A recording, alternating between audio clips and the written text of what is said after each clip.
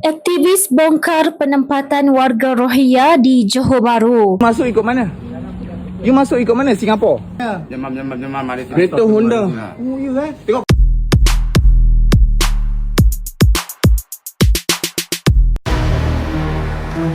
Seorang aktivis dikenali sebagai Zarif Sharafuddin membongkarkan penempatan warga asing terutama warga Rohingya di Kampung Kanga Tebrau, Johor Bahru. Menerusi perkongsiannya di Facebook, kawasan di sekitar kampung berkenaan diduduki oleh warga asing yang menyewa rumah milik penduduk tempatan.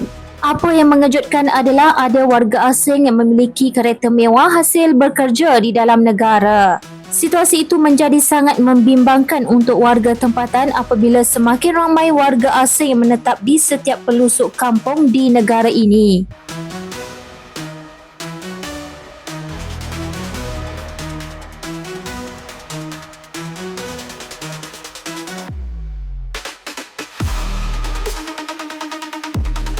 Masuk ikut mana? You masuk ikut mana? Singapura? Masuk ikut Singapura kan? Masuk ikut Singapura, lepas tu overstay sini. Ha? Kerja mana kerja? Bila balik? Tiket balik mana? Tiket balik Myanmar. Mana? Tiket balik Myanmar mana? Sini. You Myanmar. Myanmar. Macam mana boleh beli kereta mewah? You punya bos. Baik. You ada kat UN? Ada kat UN? Tak apa. Sama je Cik. Sama. Ada kat UN? Pasport ada? Ini datang ikut mana? Ada pasport? Datang ikut mana? Singapura. Yelah memanglah orang Myanmar. Datang ikut mana? Singapura ke? KL ke? Macam tu Faham tak bahasa? You datang ikut mana? Singapura ke? Mana? Jemam Malaysia. Kereta Honda. Oh, you tengok pasport. Ambil pasport mau tengok. Ada pasport ada. Bagilah tengok. Pergi ambil. Ya. Seorang je ambil. Satu orang saja. Macam mana you boleh duduk overstay macam ni? Oi, kereta Honda. Banyak best ya. Minta sangat hari ni orang yang jaga dia turun. Ni orang tu memang susah nak ada sini. Ush. Saya nak cari kalau saya viralkan diorang saja tak cukup. Saya nak viralkan yang tali barut ni. Sebab diorang ni melampau bang. Saya jujur kak. Tali barut ni sangat-sangat melampau. Disebabkan diorang orang Melayu kita. Malam-malam ni diorang keluar tapi tak aman lah.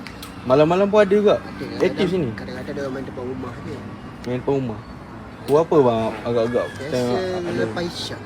Lepas isyak ah. Biasa sini ada yang biasa dia buat macam belajar lah. Mengaji apa semua. Malam?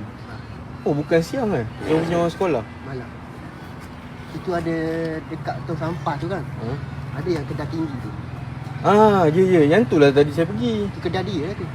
Oh patutlah. Diorang pandang saya bengis gila bang. Rohingya ni kat Ni Rohingya ada motor Y suku tau. Y suku. Wish. Y suku Rohingya. Itulah cakap korang masuk ramai-ramai live ni. Lepas sana pun ada. Bersepah. Dekat Bonggol. Dekat Bonggol tu. Rumah dia orang juga.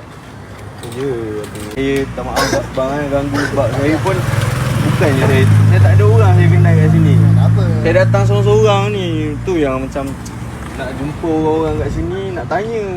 Datang juga polisi. Kenapa? Dia macam ni ya. Macam tali barut dia orang ni macam Ugut ke? Tali barut diorang ni ugut? buat macam tu. Ni Rohingya dia orang tu. Oh ni. Ni